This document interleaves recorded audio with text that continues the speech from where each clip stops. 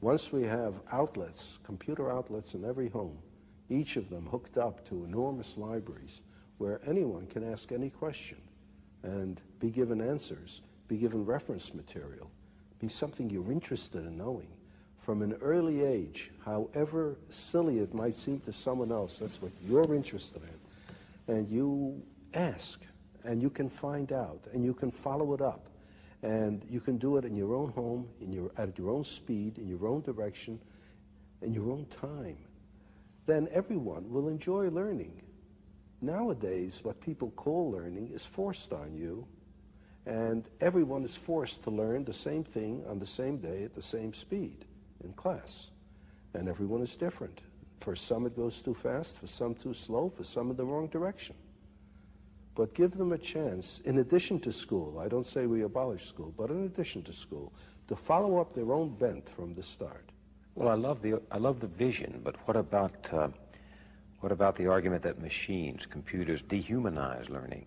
Well, as a matter of fact, it's just the reverse. It seems to me that it's through this machine that for the first time we'll be able to have a one-to-one relationship between information source and information consumer, so to speak. Well, in the old days, you used to have tutors for children. A person who could afford it would hire a pedagogue, a tutor, and he would teach the children, and if he knew his job, he could adapt his teaching to the tastes and abilities of the students, you see. But how many people could afford to hire a pedagogue? Most children went uneducated. Then we reached the point where it's absolutely necessary to educate everybody.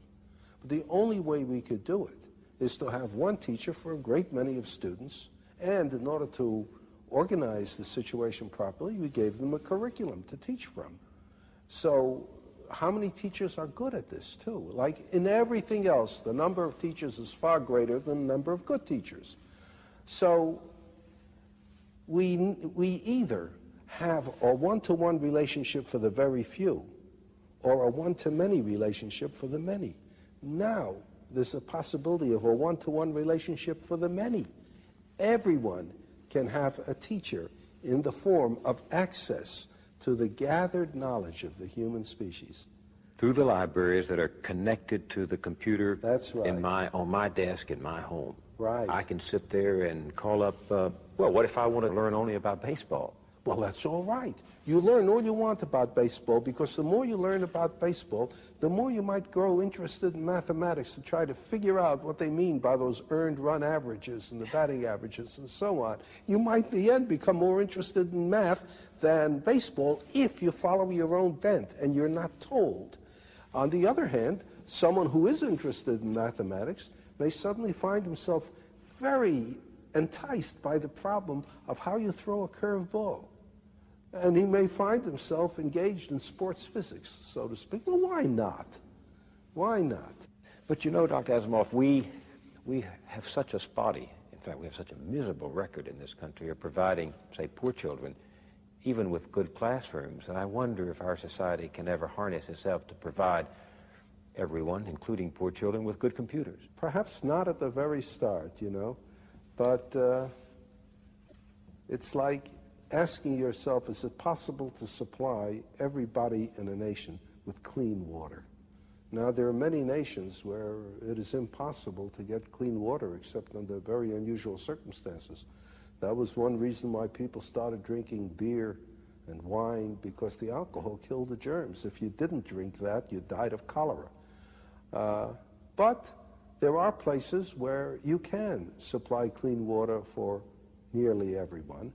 Now, the United States probably supplies clean water for a larger percentage of its population than almost any other nation can.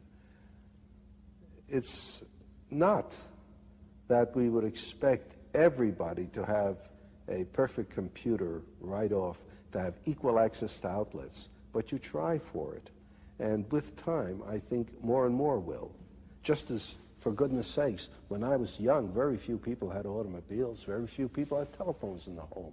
Almost nobody had an air conditioner. Now, these things are very common indeed, almost universal. It might be the same way. So you're, in a sense, every student has his or her own private school. Yes, and it belongs to him or her. He can be the sole dictator of what he is going to learn, of what he is going to study. Mind you, this is not all he's going to do. He'll still be going to school for some things that he has to know. Common knowledge, common database. Right, and interaction with other students and with teachers. You can't get away from that. But he's got to look forward to the fun in life, which is following his own bent. This revolution you're talking about, personal learning, it's not just for the young, is it? No, that's a good point. No, it's not just for the young. That's another trouble with education as we now have it. It is for the young, and people think of education as something that they can finish.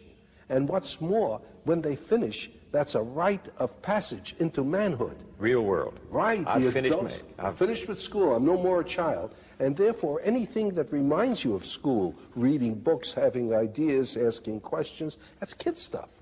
Now you're an adult, you don't do that sort of thing anymore, you see? And in fact, like prison, the reward of school is getting out. Exactly. Kids begin to say, when you're getting out.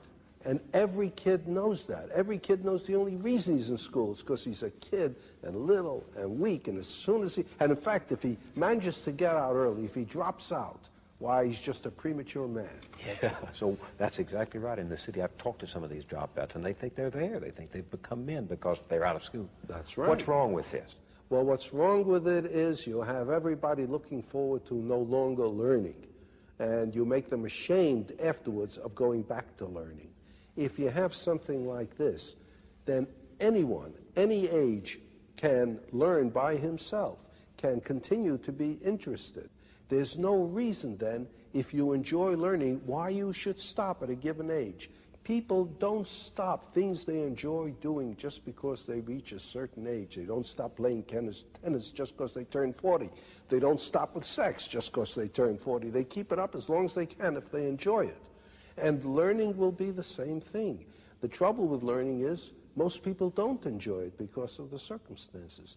Make it possible for them to enjoy learning, and they'll keep it up. There's the famous story about Oliver Wendell Holmes, who lived to be well into his 90s. He was in the hospital one time. He had not long to live. He was over 90 already. And President Roosevelt came to see him. And there was Oliver Wendell Holmes reading a Greek grammar. And Roosevelt said, "Why are you reading a Greek grammar, Mr. Holmes?" And Mr. Holmes said, "To improve my mind, Mr. President."